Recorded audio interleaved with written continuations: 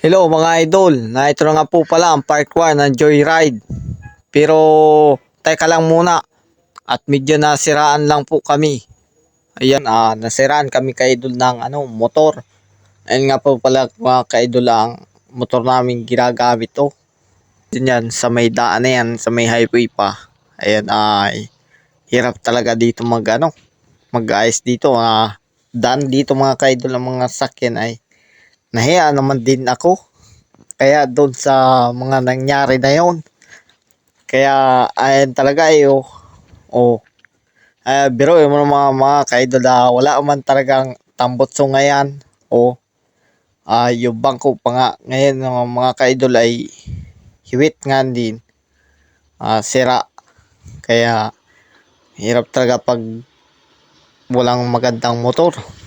Sira sa daan.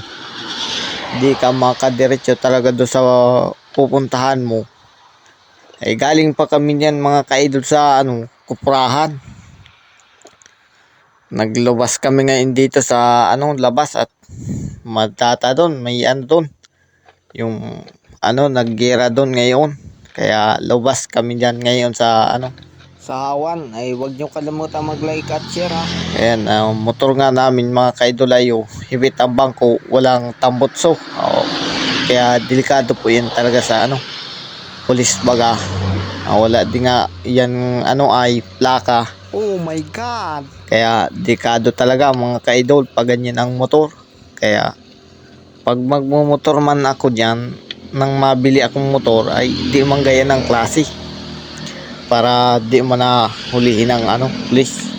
Dapat ay may papel. Sa baga kaya hirap pagaya ng ay gamit. Tapos na rin siya mga ka-idol mag-ayos ng motor. Kaya yun lang.